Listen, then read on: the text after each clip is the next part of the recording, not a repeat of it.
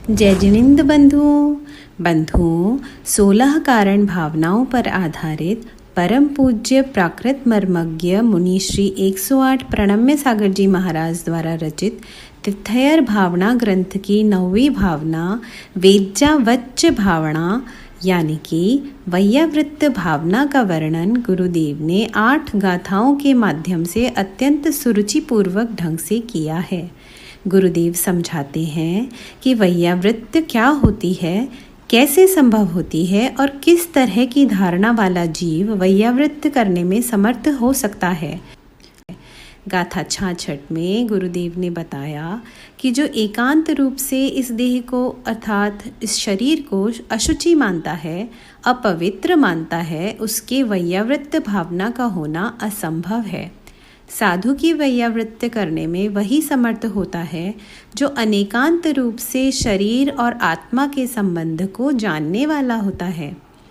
इसके आगे अगली गाथा 67 में उपर्युक्त विचार का समाधान करते हुए गुरुदेव कहते हैं कि यह मनुष्य शरीर एकांत से अपवित्र नहीं है। रत्नत्रय से सहित साधु का शरीर पवित्र कहा गया है।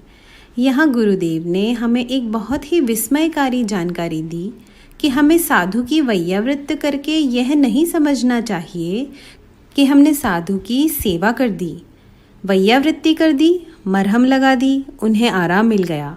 उनको आराम नहीं मिल गया, अपितु यह मानना चाहिए कि उनकी वैयावृत्त करने से हमें रत्नत्रय का दिव्य लाभ मिल गया। यहाँ गुरुदेव ने तपस्वियों की देह को एक बहुत ही अच्छे उदाहरण से समझाया। जैसे कपड़ा इत्र के संयोग से सुगंधि को प्राप्त करता है, उसी प्रकार तपोधनों का जो तन है वो चेतन की संगति के कारण पवित्र हो जाता है। इंद्र सभा से आए देवों ने भी परीक्षा लेकर नंदीशेन मुनि के वैयावृत्त तप की प्रशंसा की है। आगे गाथा 68 में गुरुदेव कहते हैं कि जिस तरह आत्मा के स्वभाव को जानना आवश्यक है, उसी तरह देह का स्वभाव भी जानना आवश्यक है। सभी शपकों की देह की प्रकृति अलग अलग होती है। यहाँ गुरुदेव ने बताया कि देह की 3 प्रकार की प्रकृतियाँ होती हैं, वात, पित्त और कफ। तो जब हम किसी की प्रकृति को जानेंगे, रोग को जानेंगे, ऋतु को जानेंगे, तभी हम उनकी वैयावृत्त कर पाएंगे। अगर हम इन सब को नहीं जानते और वैयावृत्त करते हैं तो कभी कभी नीम हकीम खतराए जान वाली बात हो सकती है।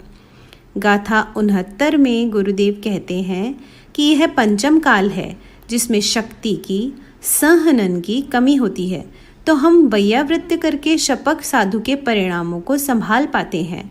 केवल तन को संभालने का नाम वैयावृत्य नहीं है। अच्छे उद्बोधन के माध्यम से मन को भी संभाला जाना भी वैयावृत्य है। कहते हैं पंचम काल में मन के परिणाम तन के आश्रित होते हैं। गाथा 70 में गुरुदेव ने बताया, न धर्मो धार्मिकैर बिना। रत्नकरंड श्रावकाचार में कहा है कि धर्म कभी धार्मिक के बिना नहीं होता। ये धर्म और धर्मी क्या हैं? धर्म तो स्वभाव है, गुण है, और जो उस धर्म को धारण करने वाला है वो धर्मी कहलाता है। धर्मी ही है धर्म पता। जो धार्मिक का पता चल गया तो समझो धर्म का पता मिल गया। आगे गाथा 71 में वैयावृत्त तप की पूज्यता दिखाते हैं।